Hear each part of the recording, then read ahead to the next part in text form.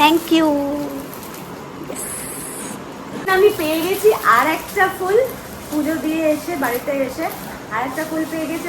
এটা কিন্তু দিয়েছে অর্গান। অর্গ থেকে এই ফুলটা দেয়নি। আর কি কি এনেছে আমি শুধু দেখাচ্ছি। আচ্ছা, থ্যাংক ইউ। আবার আর একটা গিফট আমি একটু রাখি, ধরতে পারবো না একসাথে, তো এটা আমি এক হাতে ধরতে পারছি, আমি এমনি দেখাচ্ছি। এই গিফট, এটা কেক, তাই তো? এটা এগলেস কেক। মনে করে ও আজকে যেহেতু মঙ্গলবার সেহেতু এগলেস কেক এনেছে হাতে করে। সেই কেকটা আমি এখন কাটবো। মা বাবাকে একটু শাড়ি জামা পরিয়েছি।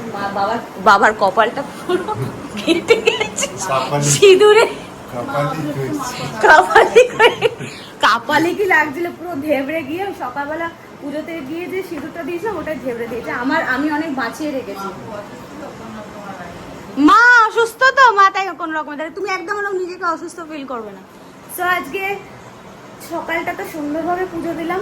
এখন একটা সুন্দর করে একটা এগলেস কেক কাটবো। ভাবছিলাম আজকে জন্মদিনে একটা কেক কাটবো না, ও কিন্তু মনে করে এগলেস কেক নিয়েছেন। Thank you so much. Thank you. কি যেন বলি ফেসবুকে,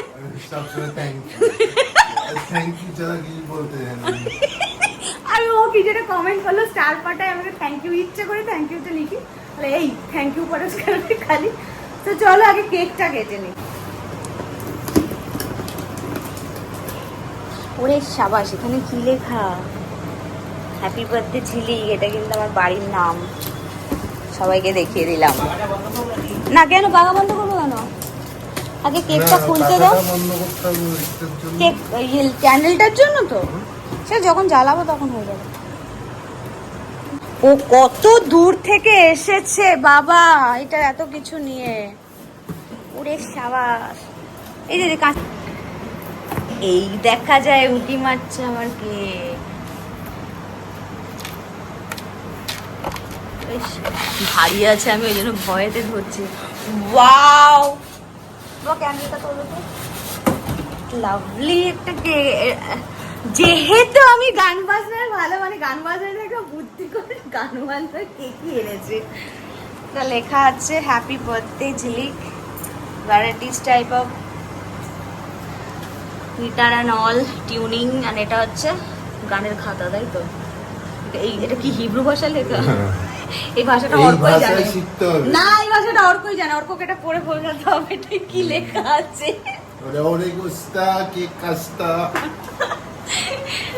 আমি একটু দেখিয়ে দিই কি ভাষা লেখা আছে, সেটা আমাদেরও জানা নেই। লে ফলি ভারতে লেখা আছে এখানে, লা ফলি ভারতে। বাকি আমি কিছু জানি না, বাট চলো বাকি সব আছে মিউজিক্যাল। তো চলো কেকটা তাড়াতাড়ি কেটে। Happy birthday to you. Happy birthday to you. Happy birthday dear Jili. Happy birthday to you. Lovely. অসাধারণ কিন্তু কেকটা দেখতে। হ্যাঁ বেশ তিন থাকে করা, দু একদম আঠার মতো উঠে এলো। না না, সবাইকে খাওয়াবো, আগে বাবা মা, এটা জানে। নাও এই ক্যামেরাটা ঘোরাতে হবে, ক্যামেরাটা না ঘোরালে হবে না।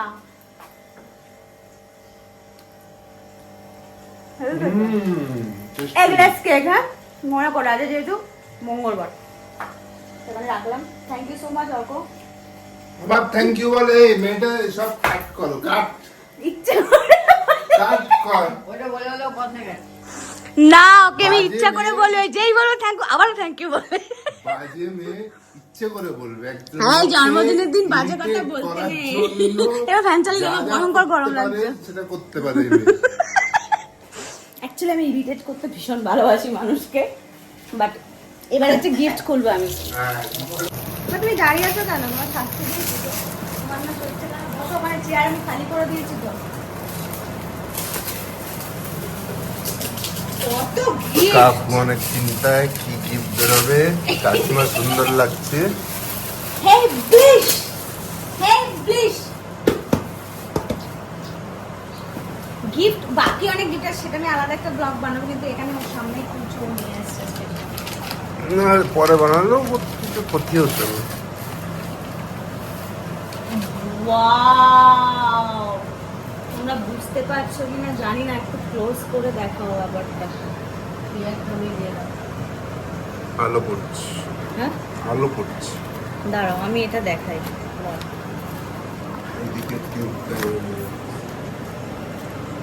সি একটা, এটা কি পাতাটা জানো কি পাতা?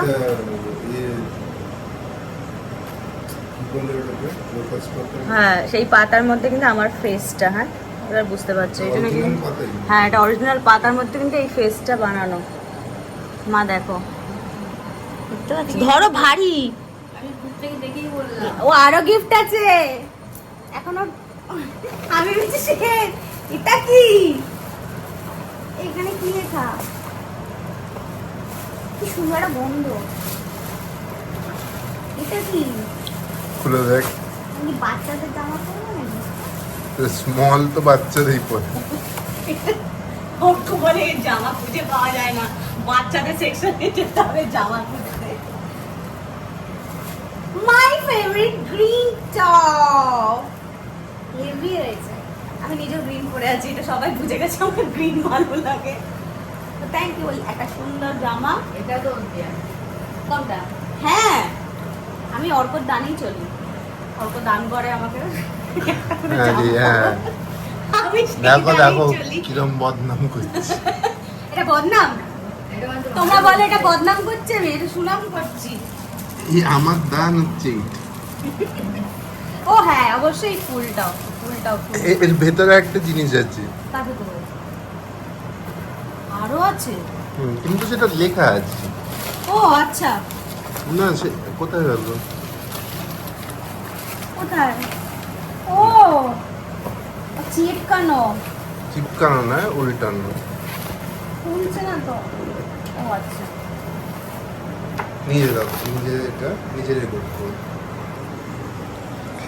এটা লেখা আছে, dear best friend Jhili, you are not just a friend but a part of my family, my confident and my partner in all adventures.